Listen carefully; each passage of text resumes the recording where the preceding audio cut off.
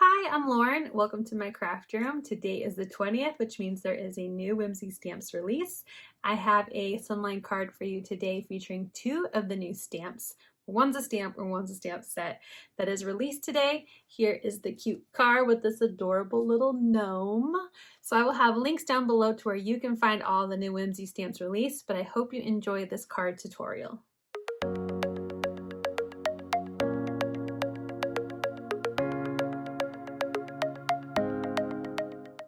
Here are the two brand new Whimsy Stamps products we're going to be using on this card. This is the Zen Garden Rubber Stamp and the Gnome Think Spring Clear Stamp Set. I'm going to be using this Scallop Slimline die for our card, and I ran it through on some Bristol Smooth cardstock.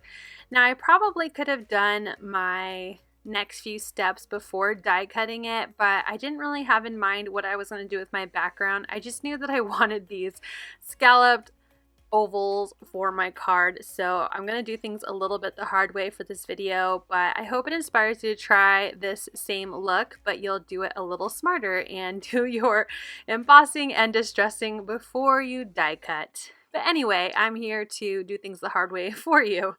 I am using some repositional adhesive behind my Slimline, and I'm also placing those ovals back inside so I can do some distressing.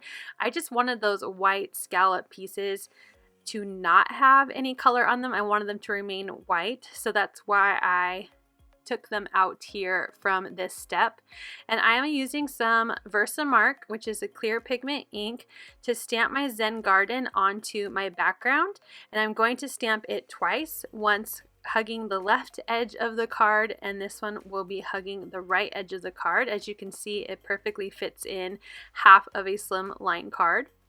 And once I am done stamping both sides, I'm going to bring out some white embossing powder, and I'm going to, delicately as possible, peel up those three oval pieces, and I am going to apply my white embossing powder to these cards. It is a detail embossing powder, so it will help make sure I have nice clean lines, because this is a very beautiful detailed background rubber stamp.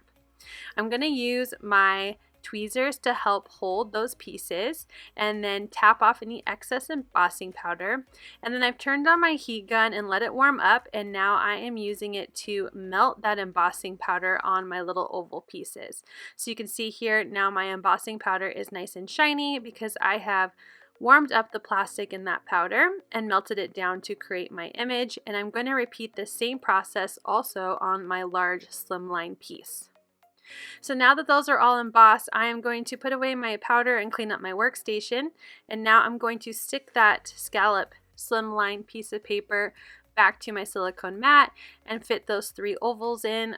They don't have to be perfectly centered, but I just want to make sure that they are in the correct spot, as I want my design to be as seamless as I am distressing with some colors here. I'm going to be using some of my scrapbook.com inks to do my distressing background.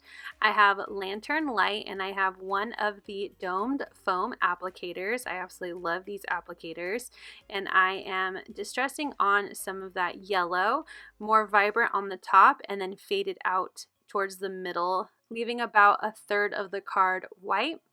And then I'm bringing out my sky blue, and I am distressing the other way, having a vibrant edge with the blue and distressing it into the yellow to create a nice pretty green blend.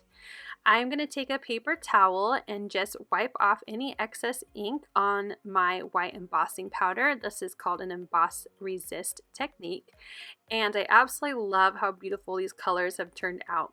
So now I'm going to peel off all my paper, put away my inks, and clean up my workstation. Now that I have finished, I am going to pull out some different colored scraps from my stash. I have a link down below of some of my favorite smooth cardstock, but I used a lot of cardstock from my stash for this card. And I ran these two shades of blue, two shades of green, and yellow through my die cut machine with that same Scallop Slimline.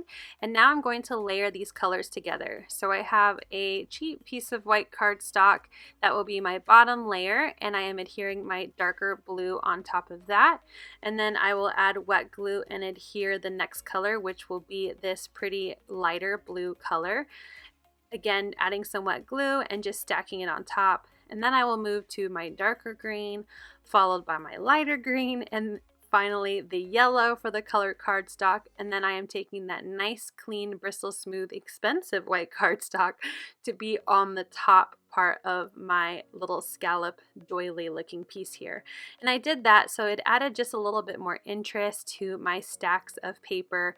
I wanted to do something a little more fun than just a stack of a lot of white cardstock. You can see the beautiful colors lined up with each other when you look at the card from the side. So now I have my Kraft cardstock card base. I cut this down to be 8.5 by 7 and then scored along the 7 at 3.5, so it is 8.5 by 3.5. I used some wet glue to glue that background piece to the center of my slimline card, and now I'm going to use wet glue to glue on that stacked doily piece. I'm going to use a clear block to add some pressure while I stack the next set of doilies and then glue the rest onto the card. Once all three are glued on, I'm going to adhere the center pieces. My dimensionals I have here are just about the same thickness as my cardstock layered on that white doily piece. So I am going to add some to the center of the doily and then pop that center colored piece in. This makes it look like it has a little bit of elevation on the card. It gives a little more interest than just a flat design. I'm going to set that aside and work on my stamped image. I stamped this cute gnome with the butterfly on some watercolor mixed media paper. I stamped it in VersaFine Onyx black ink and embossed it with some clear detailed embossing powder. And this just creates a little bit more of a well for my watercoloring, helps keep the water inside the lines. And now I'm going to just use my Zig clean color brushes to add some color and then use my water brush pens to spread that color around. I'm going to keep with the theme of the colors I use for my distressed background. So my gnome's hat will be in that teal and blue color. His shirt, which you'll pretty much just see on his little sleeve there because his beard is just so big, will be yellow. I have brown shoes to kind of correspond with that Kraft paper. And then I gave him a nice white bushy beard using some gray to add shadow, and that will tie in the white from the card. I'm going to use the same colors on my butterfly and also include some orange just because there was lots of space to color in the butterfly and I thought adding the orange would just bring in more color. And once that is done and dry, I'm going to run it through my scan and cut, and here I have my two images cut out. I'm going to figure out my placement on my card, and then I'm also going to use a quick strip for my sentiment. Before I figure out which quick strip I want to use, I'm going to take a look at the different sentiments, figure out which one I want to use. So then I die cut my strip out and I decide to use the stamp sentiment Sending Smiles. So I'm going to pull that stamp out and then use a clear block to pick up the stamp. And I'm going to stamp it in that VersaFine Onyx black ink. I absolutely love this stamp set when it comes to stamping sentiments onto strips. You're going to get a nice clean stamp almost every single time. So now I am going to pop up my images so that they're flush with those doily pieces. So I am adding some dimensionals behind my gnome just along the center where it will touch the card base. And then I am going to use some wet glue on any spots that are going to be touching the doily pieces and their centers. So I'm just placing the gnome and seeing where it will go and making sure I have enough glue in the right spots. And then I will adhere him down in between those two doilies on the left. For my butterfly, it's going to be completely on one of those doily centers, so I'm just going to use all wet glue to adhere down the butterfly. And then Sending Smiles, I'm going to put a dimensional on the spot where it will be in between the right two doily pieces, and then wet glue on the rest to adhere it down. To add in some final touches, I'm going to bring out this embellishment mix that has these pretty clear and blue sequins. I'm going to scatter them around the card, putting the blue ones mostly towards the bottom and then some clear ones along the top of the card.